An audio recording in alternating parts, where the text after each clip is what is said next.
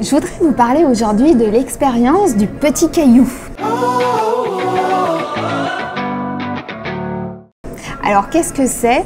C'est quelque chose que j'ai expérimenté avec beaucoup de motivation et beaucoup d'amour à un moment donné de ma vie où j'avais besoin de trouver le sommeil, de m'apaiser et de dormir. Alors cette vidéo, elle est pour vous si vous avez besoin de mieux dormir le soir. Je vous raconte. J'avais lu un livre qui disait qu'il fallait prendre un petit caillou. Alors, je ne l'ai pas. On est dans un restaurant et donc je n'ai pas de caillou, j'ai du sucre. Mais on va imaginer que c'est un caillou, d'accord? Et en fait, le livre disait, voilà, vous prenez le caillou, il faut qu'il soit à votre main, il faut si possible que le caillou vous plaise et puis vous le prenez dans votre paume de main et vous serrez fort.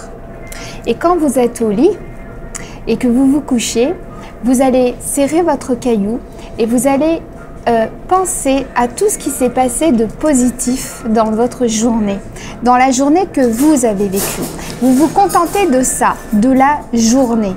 Donc vous ne cherchez pas autre chose. Alors ça peut être que vous avez croisé un voisin qui vous a souri, à qui vous avez souri, que vous avez échangé quelques mots avec la personne du supermarché, que vous avez acheté quelque chose à manger qui vous a fait plaisir, que vous avez peut-être fait un bon plat, que au travail les choses se sont bien passées, que vous avez la chance d'avoir une voiture qui n'est pas en panne.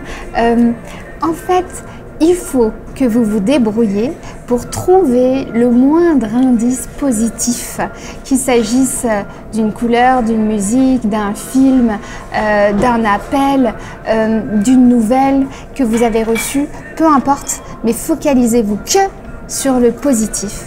Et puis, quand vous avez épuisé vos idées, si par exemple, voilà, vous n'y arrivez pas ou c'est trop vite, eh bien, à ce moment-là, passez à la vitesse supérieure et dites-vous que vous êtes chanceuse ou chanceux d'être en vie, de ne pas être handicapé, de ne pas être malade, d'avoir un toit. Par exemple, vous pourriez vous dire ça.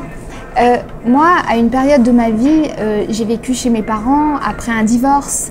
Je gagnais 300 € par mois et j'étais logée chez mes parents. Donc, je ne peux pas vous dire que c'était facile ni l'opulence. Mais j'avais un toit, j'étais pas dehors.